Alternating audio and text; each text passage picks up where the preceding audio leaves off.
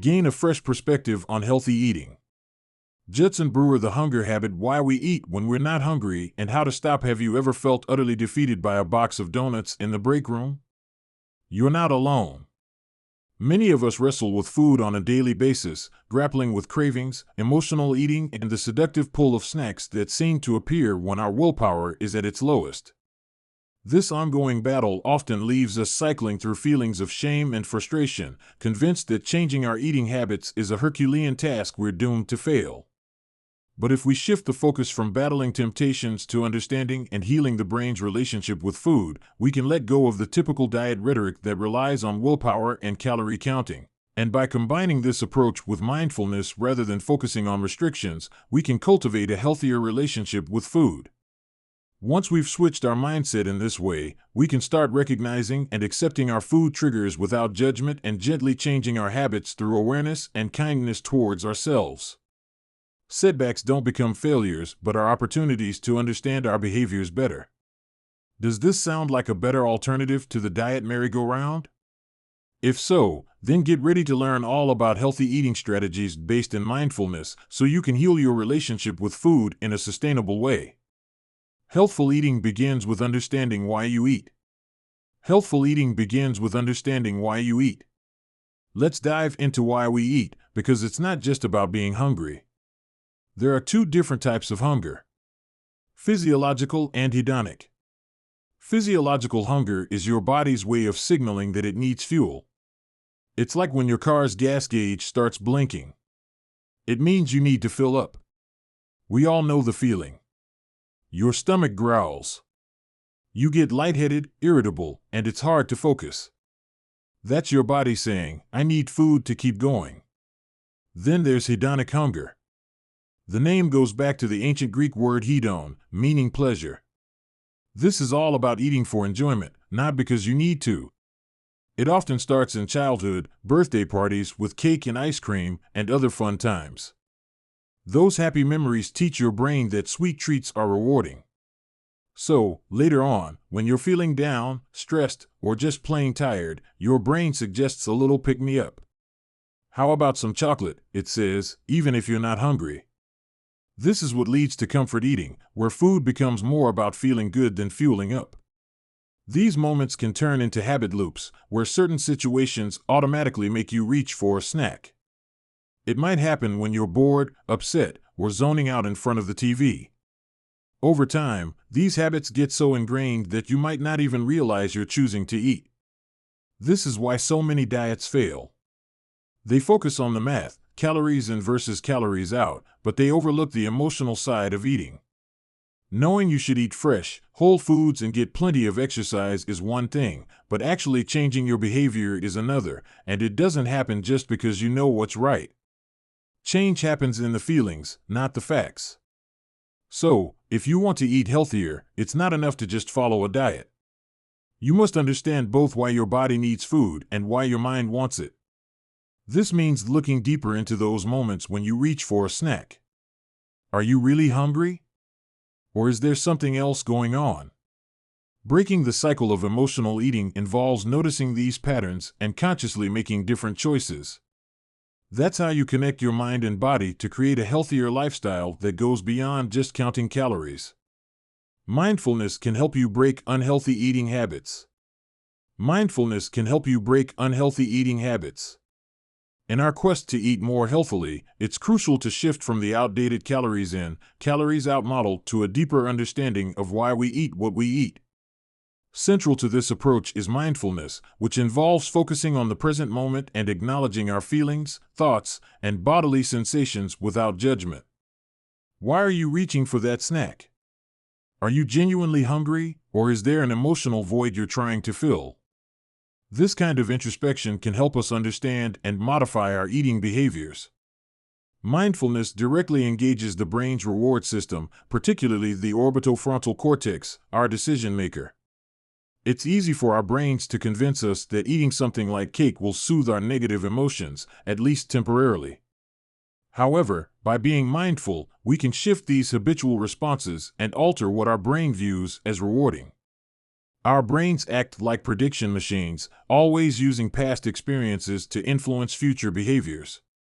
Take a moment to recall the last time you overindulged in ice cream, pizza, or cake. Think about how it felt afterward, the discomfort of feeling overstuffed. Remembering these sensations can lead to a disenchantment with those foods. As we consistently note the negative outcomes of overeating, the reward value assigned to these foods decreases. This process of reflection is critical in disrupting unhealthy eating patterns. It usually takes about 10 to 15 mindful episodes to build a sufficient mental database that helps us remember these outcomes and choose differently in the future. After experiencing disenchantment with a particular food or behavior, our brain is ready to embrace healthier alternatives. For instance, consider psychiatrist Judson Brewer's experience of replacing gummy worms, a longtime habit, with blueberries. Gummy worms, once a favored treat, began to feel overly sweet and rubbery to Brewer upon mindful reflection. Blueberries offered a healthier yet still satisfying alternative.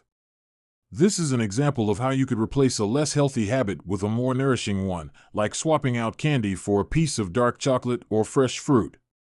To implement this approach, start by mapping out your eating habits and identifying the triggers and rewards within those habit loops. Then, work on changing the reward value these foods hold in your brain to create disenchantment. Finally, explore and adopt more rewarding behaviors that also make your body feel good. By reprogramming the reward hierarchy through mindful experiences, you can foster lasting changes in your eating habits, leading to a healthier lifestyle that's based on more than just calorie counting. This method not only helps in eating healthier, but also aligns with a more holistic understanding of physical and emotional well-being. Awareness exercises help you reconnect with genuine hunger.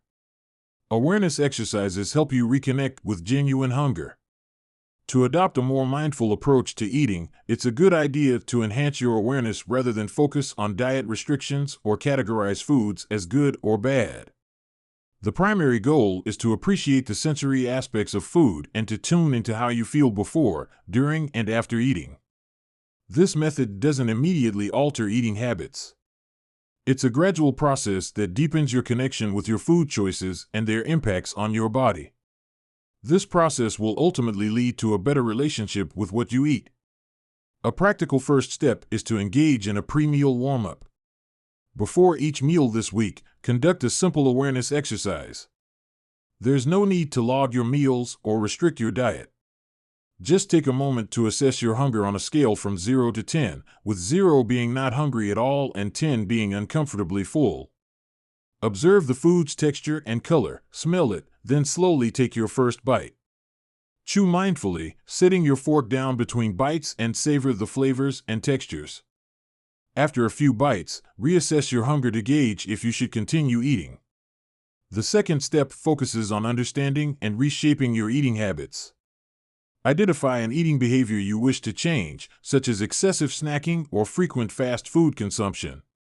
Recognize that while there's nothing inherently wrong with enjoying these foods occasionally, the goal is to address why you see them as problematic. Begin by pinpointing what triggers this behavior. Perhaps it's an emotional response like stress or boredom, or a situational cue like watching TV. Once you've identified the trigger, focus on the results of your eating behavior. Before you eat, ask yourself key questions to evaluate the emotional and physical outcomes of consuming this food. How will it make you feel? Reflect on previous experiences with the food. Did you enjoy it, or did it leave you feeling guilty or physically uncomfortable? Asking these questions updates your brain's information on how rewarding the food actually is, which can diminish its hold over your eating habits. These exercises aren't just about changing what you eat, but how you think about eating. It takes practice. Studies show that it can take anywhere from 10 to 40 attempts to see a shift in eating behaviors. But through consistent mindfulness, you'll begin to break the cycle of habitual eating and make more conscious choices that align with your health goals. The best way to start managing cravings is to accept them. Cravings are a near-universal human occurrence, with studies revealing that over 90% of us regularly experience them. Whether it's the irresistible scent of freshly baked bread or the memory of popcorn at a movie, cravings are deeply rooted in our brain's reward centers, influenced by a mix of neurons, hormones, and our environments. Cravings often get a bad reputation, seen as a sign of poor self-control. However, they're not just impulses to be battled, they're complex responses to emotional states, environments, and physiological needs. Superpalatable foods rich in fats, sugars, salts, and carbohydrates are particularly effective at hijacking our brain chemistry. These foods can disrupt our natural hunger signals, making us crave them even when we're not hungry. For those who feel overwhelmed by cravings, the traditional advice has been to restrict, avoid, or distract yourself from tempting foods. This might mean skipping dessert, avoiding the break room when there are donuts, or trying not to think about the ice cream in the freezer. However, these strategies of restriction and avoidance often backfire, especially for individuals prone to binge eating. The deprivation can intensify the desire for forbidden foods, leading to a cycle of craving and overeating. Emerging research suggests a more effective approach to managing cravings, mindfulness, and acceptance. By acknowledging that cravings are a normal, natural part of the human experience, you can begin to deal with them more constructively. Mindfulness techniques encourage us to observe our cravings without judgment, understanding them as mere thoughts and sensations that ebb and flow. Instead of fighting cravings, the recommended approach is to sit with them, observe them with curiosity, and allow them to pass. This technique doesn't mean giving in to every craving. Rather, it involves recognizing cravings for what they are, temporary and manageable. By becoming more attuned to these feelings, you can make conscious choices about how to respond rather than reacting impulsively. This approach will empower you to break the cycle of craving and restriction without feeling deprived. It offers a sustainable way to manage eating behaviors that doesn't rely on sheer willpower or banishment of certain foods. By understanding and observing cravings, you can decide how to act on them in a way that aligns with your health goals and personal values. Cravings can be satisfied without overindulging.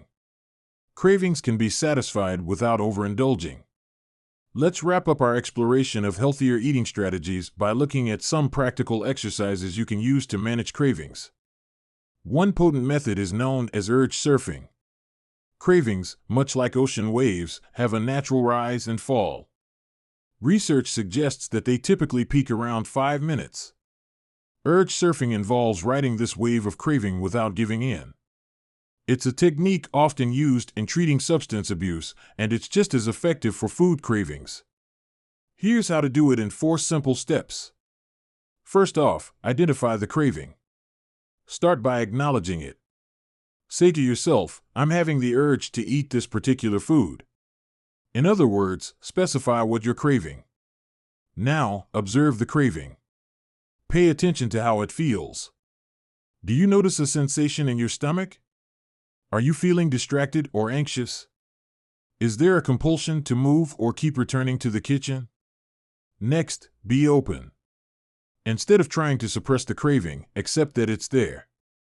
Allow yourself to feel it without judgment. Finally, track the craving's intensity. Notice how the craving intensifies and then subsides. For example, state, my craving for potato chips started at a 5, escalated to a 7, but now it's fading. By practicing urge surfing, you learn that trying to fight cravings is futile. However, acknowledging and coexisting with them is effective. The second strategy involves a simple yet profound question. How little is enough? This approach helps redefine the relationship with the foods you crave. For instance, consider the case of a woman who used to eat a whole bag of potato chips while watching TV. Instead of cutting out chips entirely, she was encouraged to focus on each chip she ate and to discover how many it actually took to feel satisfied. Remarkably, she found that after a few chips, her craving was appeased. This led to a significant reduction in her consumption, satisfying the craving with just 2 chips. This approach of mindful eating allows you to enjoy your favorite foods without overindulgence.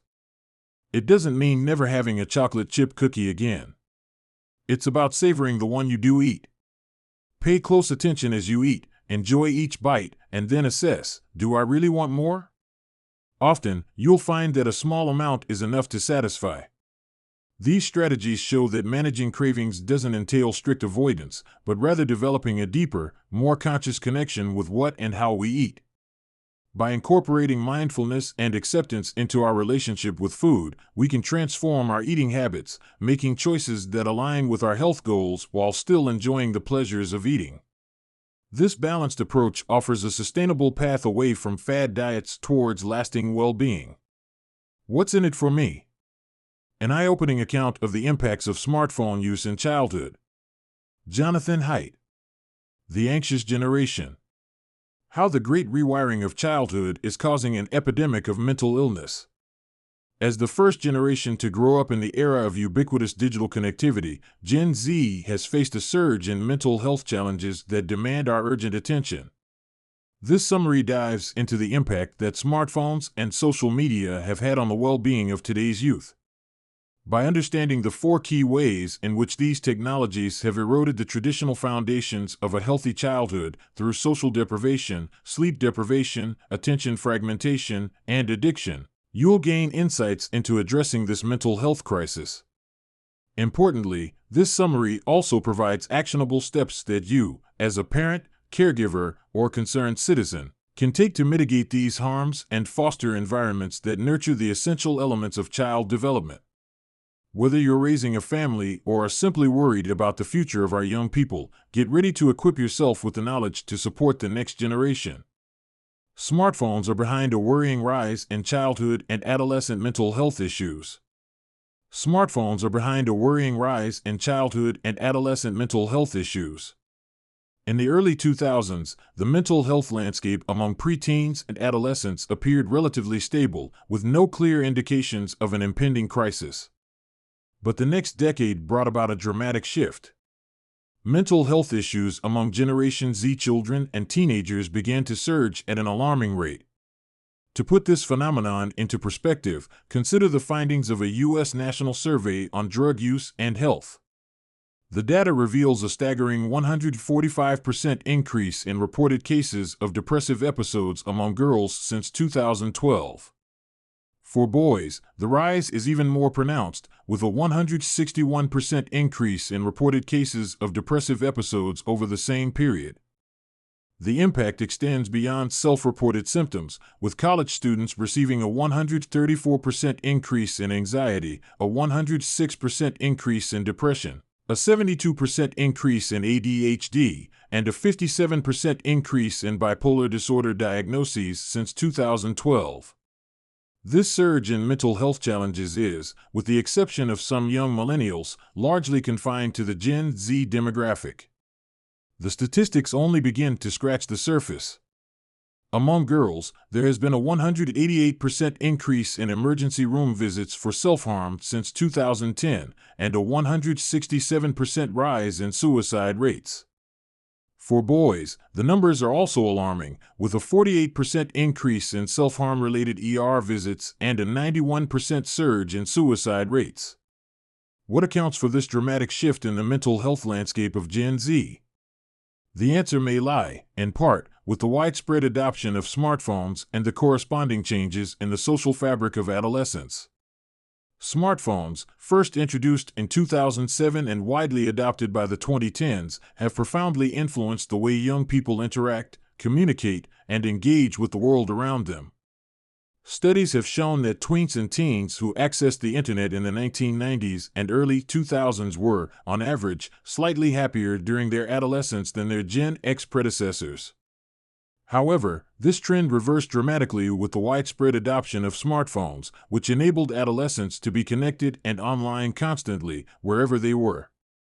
By 2016, 79% of teens owned a smartphone, as did 28% of children aged 8 to 12. Alarmingly, a 2022 Pew report indicates that 46% of teens describe themselves as being online almost constantly. This shift in the social landscape of childhood and adolescence, often referred to as the Great Rewiring of Childhood, has had a significant impact on the mental health of Gen Z. As their social lives have increasingly moved online through the constant access to social media, video gaming, and other internet activities, the first generation of